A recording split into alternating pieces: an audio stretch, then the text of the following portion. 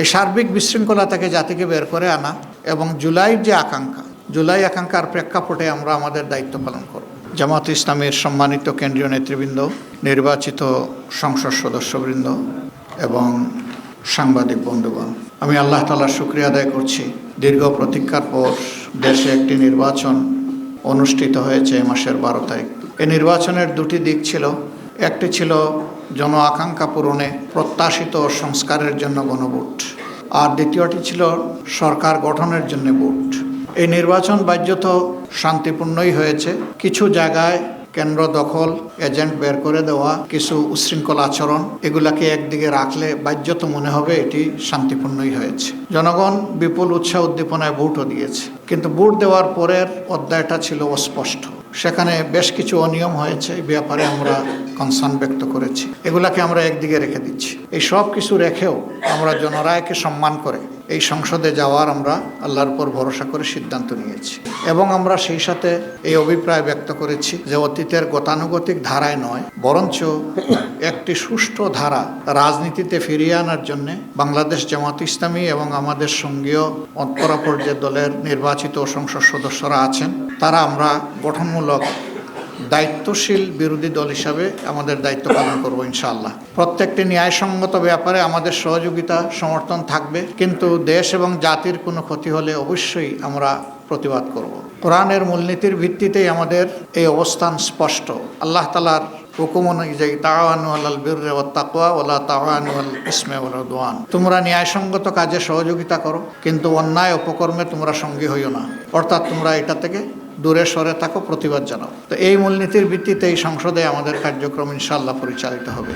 আমরা সরকারি দল না বিরোধী দল, এটা আমাদের কাছে বড় বিবেচ্য বিষয় নয়, বরঞ্চ একজন নির্বাচিত সংসদ সদস্য কতটুকু দায়িত্বশীলতার সাথে জাতির সেবায় আত্মনিয়োগ করলেন, মানুষের অধিকার, হারিয়ে যাওয়া অধিকার ফিরিয়ে আনার জন্য লড়াই করলেন এবং যে অধিকার আছে তাকে সংরক্ষণ করার জন্য তারা তাদের চেষ্টা প্রচেষ্টা অব্যাহত রাখলেন। এর পাশাপাশি প্রাতিষ্ঠানিক সকল স্ট্রাকচারই প্রায় ধ্বংস হয়ে গিয়েছে। এগুলাকে ফিরিয়ে আনতে হলে অবশ্যই দায়িত্ব বেশি সরকারি দলের, তাদেরকেই মূল ভূমিকা রাখতে হবে। তারা যদি মূল ভূমিকা রাখেন তাহলে রাষ্ট্রের যে অঙ্গগুলো বিকল হয়ে পড়েছে সেগুলাকে সচল করা সম্ভব বলে আমরা মনে করি। বিচার বিভাগ থেকে শুরু করে সর্বত্র ভয়াবহ বিশৃঙ্খলা তৈরি হয়ে গিয়েছে। এই জায়গাগুলোকে অবশ্যই পরিচ্ছন্ন করতে হবে। আমরা দায়িত্বশীল বিরোধী দল হিসাবে আমরা জনগণের সাথেই থাকবো ইনশাআল্লাহ। জনস্বার্থ সংরক্ষণ, দেশের স্বার্থ সংরক্ষণ হবে আমাদের মূল দায়িত্ব।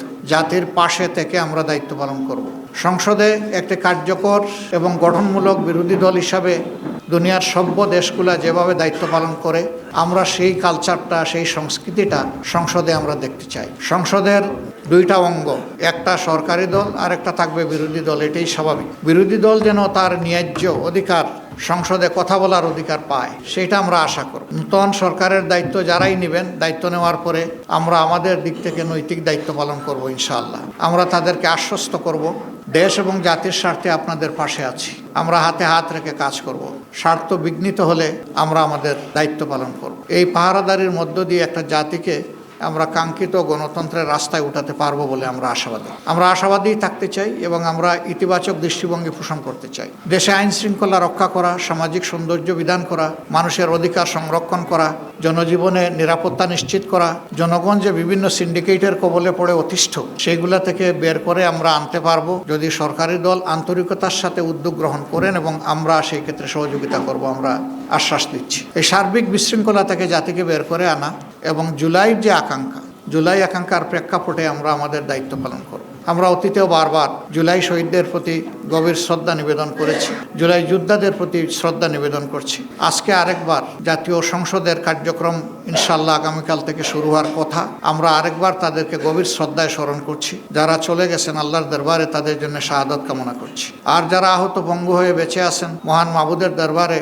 মহান রবের দরবারে তাদের জন্য সুস্থতা কামনা করছি। পুরা জাতি কার্যত জুলাইয়ে যুদ্ধ করেছে। জাতির এই অবদানকে স্মরণ রেখে যদি সংসদ পরিচালিত হয়, আমরা বিশ্বাস করি এই সংসদ জনগণের প্রত্যাশা পূরণে সক্ষম হবে ইনশাআল্লাহ। কিন্তু যদি জুলাই আকাঙ্ক্ষাকে আমরা ভুলে যাই তাহলে এই জাতির ভাগ্যে বারবার জুলাই ফিরে আসতে পারে। আমরা এটা চাই না। আমরা চাই যে জুলাই যে কারণে ফিরে এসেছে এই কারণটা যেন আর দ্বিতীয়বার তৈরি না হয়। আমরা আশা করি যে আমাদের সমবেত প্রচেষ্টায় সরকারি দল বিরোধী দল মিলে আমরা যদি দায়িত্বশীল আচরণ করি, জাতির প্রতি যদি আমরা দায়বদ্ধতা নিয়ে কাজ করি, তাহলে গণতন্ত্র তার প্রাতিষ্ঠানিক রূপ পাবে ইনশাআল্লাহ।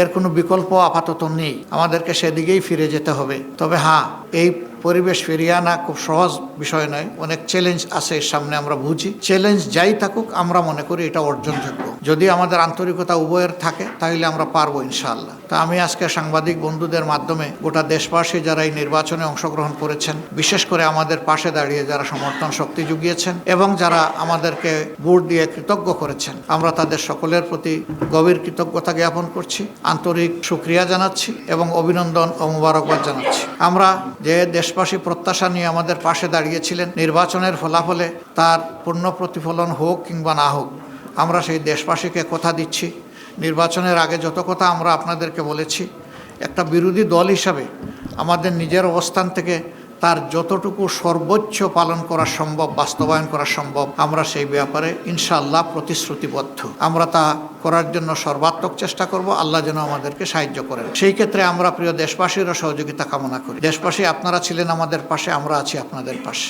আমরা আপনাদেরকে ছেড়ে কোথাও যাব না। সুদিনে দুর্দিনে যাই আসুক, আমরা দেশবাসীর সাথে থাকবো ইনশাআল্লাহ। আল্লাহ তাআলা আমাদের সহায় হন এবং আগামীকাল থেকে যে নতুন অধ্যায়ের সূচনা হচ্ছে, এটা দেশের জন্য কল্যাণ বয়ে আনুক, নতুন দ্বারা সুস্থ রাজনীতির বিকাশ ঘটুক এবং মানুষের জীবনে শান্তি এবং নিরাপত্তা ফিরে আসুক।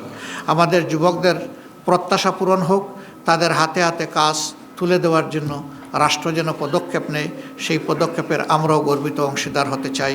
আল্লাহ হাফিজ। বাংলাদেশ জিন্দাবাদ। বাংলাদেশ জামাত ইসলামী জিন্দাবাদ।